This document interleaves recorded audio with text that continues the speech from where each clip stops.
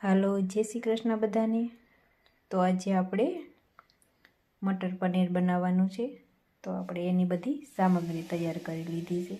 તો આપણે આ લાંબા લાંબા મરચાં કાપી લીધા અને આ એક આદુનો ટુકડો છે અને 7-8 કળી લસણની છે અને આપણા વાડીના ટમેટા છે અને આ લીલા વટાણા છે અને આપણી લીલી ડુંગળી છે અને એક ટુકડો આપણે પનીરનો સાઈડમાં આપણે ઉપર ખમણ કરવા આપણે સાઈડમાં લઈ લીધો છે અને આ થોડાક આપણા સૂકા મરચાં, તજનો ટુકડો છે, લવિંગ છે અને આપણે બાદિયા છે।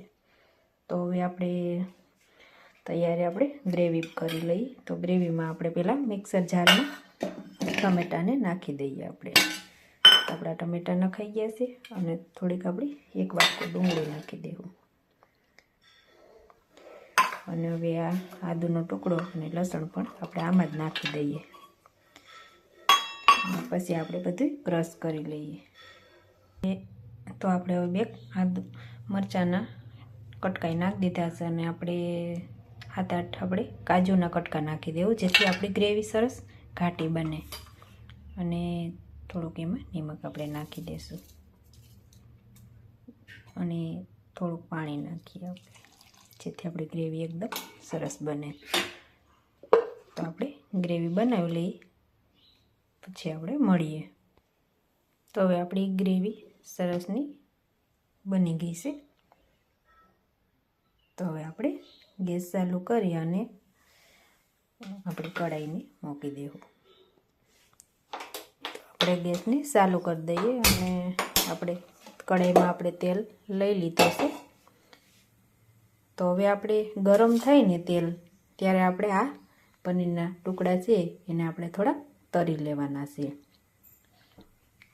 તો હવે એને આપણે સાઈડમાં મેલી દઈએ। તેલ ગરમ આવે એની આપણે રાહ જોવું। તો આપણું તેલ ગરમ થઈ ગયું ને એક આપણે ટુકડો નાખી અને આપણે જોઈ લઈએ। તો આપણું તેલ થોડુંક ગરમ થઈ ગયું છે એમાં જ આપણે બધા ટુકડા થોડાક તરી લેવાના છે જેથી તે આપણે કાચો સ્વાદ ન આવે અને ખાવાની મજા આવે। પનીર આપણે ઘરે જ બનાવ્યું છે આપણું ઘરના દૂધનું જ। આપણે બહારથી આપણે પનીર નથી લઈ આવ્યા। તો પણ આપણે જો કેવું સરસનું પનીર બન્યું છે એકદમ ઢેફા જેવું સરસ બજારનું હોય ને એવું જ પનીર આપણું બન્યું છે સરસનું। અને આ પનીર બનાવવામાં કાંઈ લાંબુ છે નહીં કેમ કે આમાં આપણે દૂધ હોય એમાં ગરમ કરીને ઉભરો આવે એટલે આપણે એમાં લીંબુ નાખી અને દૂધને ફાડી નાખવાનું અને એક પોટલી વાળ લેવાની એક વાસણમાં આપણે કપડું રાખીને અને થોડી વાર આપણે ફ્રીજમાં મૂકી દઈએ એટલે સરસનું આપણું જો પનીર રેડી થઈ ગયું છે। તો આપણે એનો વિડીયો પણ આપણે આમાં અપલોડ કર્યો છે। તો તમે નેન્સી આર્ટ ચેનલ ઉપર સર્ચ મારી અને જોઈ લેજો। તો આપણું પનીર સરસનું મસ્ત ફ્રાય થઈ ગયું છે। તો આપણે એને લઈ લઈએ નીચે। આપણું બધું પનીર આપણે કાઢી લઈએ પછી આપણે એનો વઘાર કરીશું। તો આપણું પનીર તો જો સરસ તરાઈ ગયું છે મસ્ત અને એકદમ સોફ્ટ થઈ ગયું છે। તો હવે આપણે વઘાર કરી લઈએ। તો વઘારમાં પહેલાં આપણે સૂકા લાલ મરચાં નાખશું અને આપણે જે ખડા મસાલા છે ને એ નાખશું અને આપણે ચપટી જીરું નાખશું અને ચપટી હિંગ નાખશું। તો હવે આપણે ગ્રેવી ઉમેરી દઈએ।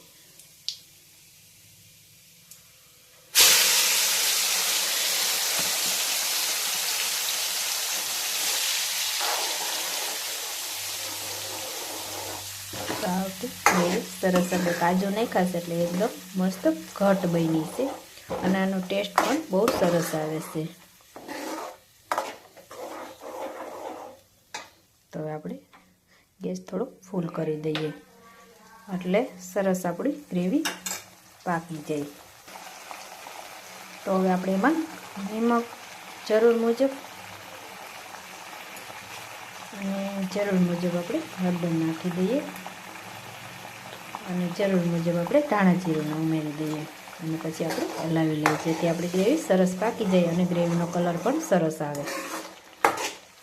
તો આવી રીતે ગ્રેવી બનાવવાનું એક જ કારણ, બધું મિક્સ કરી અને ગ્રેવી કરો તો તે સરસ સરખી થાય છે અને અલગ અલગ પણ આપણે કરી શકીએ છીએ. તો આપણી ગ્રેવી પાકે ત્યાં સુધી આપણે રાહ જોવું અને પછી આપણે ઉપરથી વટાણાને બધું નાખશું. તો હવે આપણે ગ્રેવીમાં વટાણા નાખી દઈએ જેથી આપણા વટાણા સરસ પાકી જાય અને સરસ બફાઈ જાય. તો આપણા વટાણાને બધું પાકે ત્યાં સુધી આપણે રાહ જોઈએ. તો આપણી ગ્રેવી સરસ પાકી ગઈ છે. તો હવે એમાં આપણે લાલ મરચું અને ગરમ મસાલો નાખશું આપણે.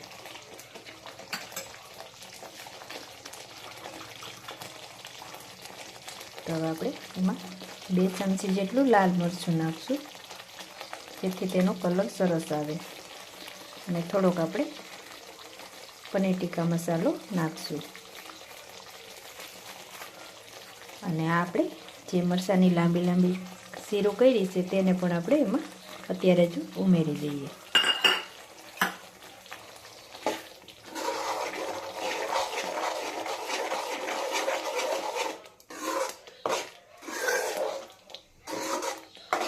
તો આપણા ગ્રેવીનો કલર સરસ આવી ગયો છે. તો હવે આપણે પનીરના ટુકડા પણ આપણે હવે એમાં જ ઉમેરી દઈએ.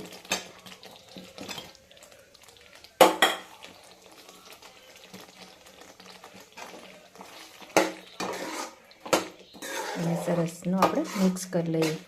તો આપણું મટર પનીર મસ્તનું એકદમ સરસનું રેડી થઈ ગયું છે. તો હું તો આવી રીતે મટર પનીર બનાવું છું. તમે લોકો ઘરે કેવી રીતે બનાવો છો તે કમેન્ટમાં જરૂરથી લખજો. તો આપણું મટર પનીર એકદમ સરસનું રેડી થઈ ગયું છે રોટલી સાથે ખાવાનું.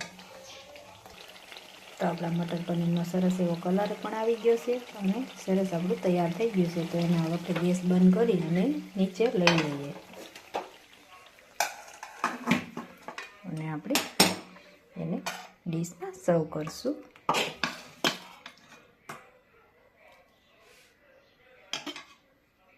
તો આપણી ડીશ રેડી થઈ ગઈ છે અને એની ઉપર આપણે થોડુંક આપણું ઘરનું માખણ આપણે નાખીશું. એનો ટેસ્ટ સરસ આવે અને થોડુંક આપણે આ પનીરનો ટુકડો આપણે એમાં ખમણવાનો છે. તો આપણું મટર પનીર બટરવાળું એકદમ રેડી છે, સરસનું હોટલ જેવું. તો તમને કેવું લાગ્યું તે કમેન્ટમાં જરૂરથી જણાવજો. તમારી ચેનલને લાઈક કરો, શેર કરો અને સબસ્ક્રાઈબ જરૂરથી કરજો. તો મળીએ હવે નવા વિડીયો સાથે. ત્યાં સુધી જય શ્રી કૃષ્ણ.